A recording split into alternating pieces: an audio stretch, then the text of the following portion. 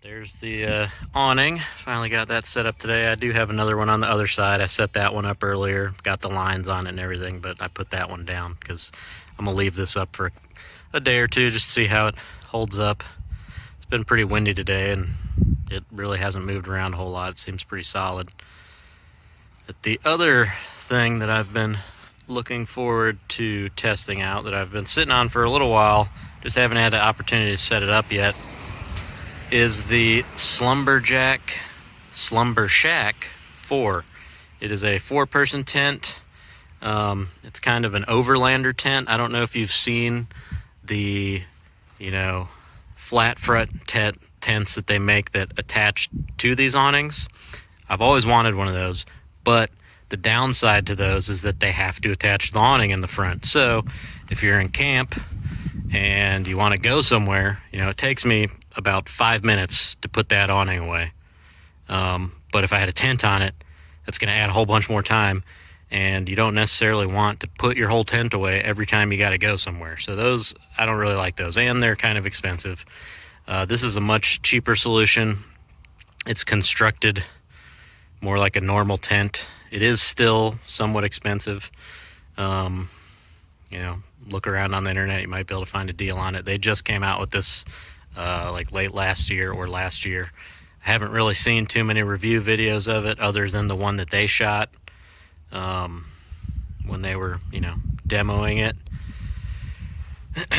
I do like it mainly because, like I said, it's freestanding, so it doesn't rely on the awning to hold it up. It has its own awning that can come out, so you could, back your car up, and this is actually designed to attach to like the lift gate or tailgate of your vehicle, which is really nice. Here I've just got it kind of wrapped and attached to my other awning, so I've got double the amount of shaded space right here. If I wanted to, I could move it closer to the awning. If I had a tighter camp space, I could turn it and put it on this side. I could put it on the back side of the awning. Could put it right behind the car. Doesn't really matter. It's basically a freestanding tent with a big flat front. It's tall enough to stand up inside, which is really nice. Let's go check it out. So it's pretty simple design. I set it up by myself without reading the instructions. These front poles are steel poles. You've got this little Y splitter thing here where another steel pole goes across the front and attaches to the other side. And then it's basically just, if you've ever set up a basic, cross pole tent that has the 2 poles that go across, that's what this is. It just kind of flips it up a little bit and adds some legs on the front. So if you've ever set up a tent like that, you can set this thing up no problem. It's got a little extra cross fiberglass pole. These are fiberglass too. The front poles are steel. These poles are fiberglass.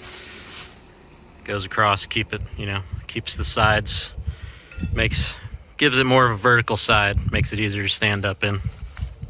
It's got these narrow little windows, which I actually kind of like, rather than like a giant window that takes up the whole side. The material on the bottom, it has kind of a pan.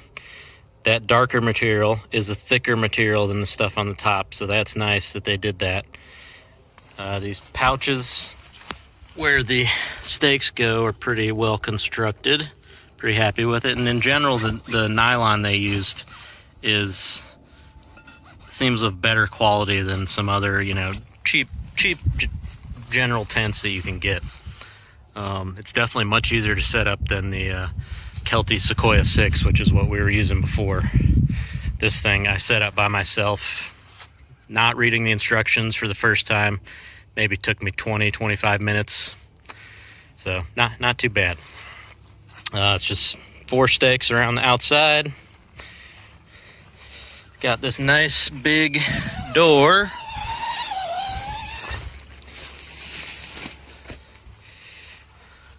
Like I said, plenty big enough I can stand up inside of it, pretty much the whole way up until the very back. It's a little lower in the back.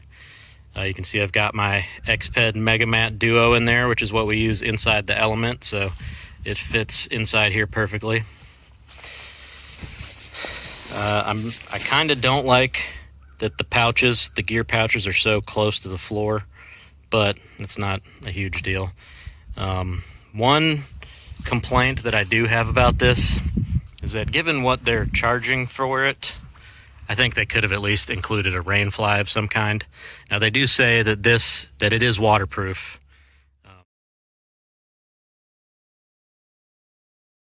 on its own without a rain fly, but I never entirely trust that is the case. So I'll probably get a lightweight tarp or something to put over this if we are expecting rain or anything. Yeah, it's got the little vent there. It has a little thing that you can put in there to keep the vent popped open. And yeah, it's pretty nice tent. I'm happy with it. Like I said, works out a little better for our setup just because of the flat front and, being able to mount it, on this side or that side or the front side or even behind the element right here, and using the built-in awning. If you're just trying to set up camp real quick, you can just drape that thing over the back of your car and you've got a nice little shaded area. So yeah, we'll see, when I actually get opportunity to try it out on the road or on a camping trip, see how it does. But it's a little bit smaller than the Sequoia 6, but it is much easier to set up, and honestly all you're going to be doing is sleeping in it anyway. So I'm continuing with my testing of the Slumber Jack Slumber Shack 4. We've had pretty steady rain for the past couple days. Started all day yesterday. It was pretty light rain. Last night we had a few pretty heavy downpours. I actually had to come out here last night and check on everything, and had to release the sides of my awning because it was collecting some water. So I just take the Velcro off the side and it dropped it. But yeah, main focus here is the Slumber Jack, and I have found kind of a weak point, which again brings me back to the fact that I really think they should have included a rain fly with this thing, even if it is, supposedly waterproof, and I'll show you why. First of all, this awning has held up pretty well. Again, they have got a reinforced spot right here, so you can put a pole up to keep a high spot in the middle, which is nice. They got some tie-offs for guy lines, and these are also reinforced. This is like more of a rubbery material, which is nice. It's a very well constructed tent, and I am overall happy with it, except for this one thing I'm about to show you.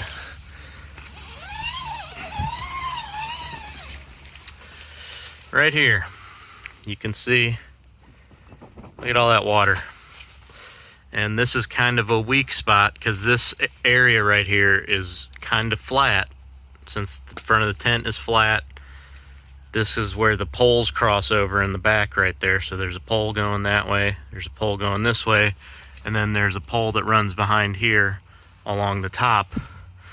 So there's really no way that you can get this part any more taut. So this is kind of a major weak point. And as you can see, it has been dripping. Because again, even if the tent is waterproof, when you get water collecting like this on a nylon material, it eventually, the water's going to work its way through and it's going to drip. So, and this was by no means heavy rain, like consistent heavy rain. We only had a couple, quick downpours for 10 minutes, and then it would stop and just kind of drizzle. And but yeah, I had to come out here last night. This was way more full. I had to get the water off. But yeah, this is a pretty flat area, and again, there's no way to really get this any more taut. They do have some guy line tie outs in the back here, but as you can see, pulling that's getting the sides tighter. That's not really going to do anything for that top section on the other side of that pole there. But other than that, it is a great tent. I do like it, especially the fact that it's got the flat front. It's freestanding. You can connect it to your vehicle, or you can detach it and drive away without having to take down a whole tent every time you want to do something, like you have to with the tents that attach to the awnings, because they usually rely on the legs of the awning for the front of the tent when they're attached. So overall, I am still happy with the tent, but I am going to have to make my own rain fly, which again is really something that they should have just done in the first place. There's just no way to get this fabric taut enough to keep that pooling from happening right up in that little area. So for the time being, since I'm not ready to take this thing down yet, I'm gonna wait for a dry day. I'm just gonna have to put a pole in here and, you know, put it up there just to keep it from collecting while I got it sitting. So again, great tent. There's not really, you know, even with the little bit of leaking, it didn't really get any water in here. There's no seepage from the groundwater coming in from the sides. This pan material is heavier duty than the rest of the tent, so it has stayed pretty well dry in here, other than just the collection up there, and that's not something you want to have to wake up in the middle of the night and dump off the tent. I've owned enough tents to know that the most miserable part of camping is when you get caught in the rain and you're in a wet tent. So aside from the collection on the top, this tent has held up very well. It's supposed to keep raining for the next couple days, so I'm just gonna leave it up. I mean, there's no reason not to. I'd rather test it out in my front yard than not. So I would say it is worth purchasing. But again, I wish Slumber Jack had included a rain fly, especially even if it was just something to cover that top area right there. It would make the world of difference, because then you could pull it tight over the top of the poles rather than relying on the poles to have enough, you know, strength and to pull the fabric taut, because obviously it's not. So yeah, other than that, great tent. Few flaws, but nice piece of gear.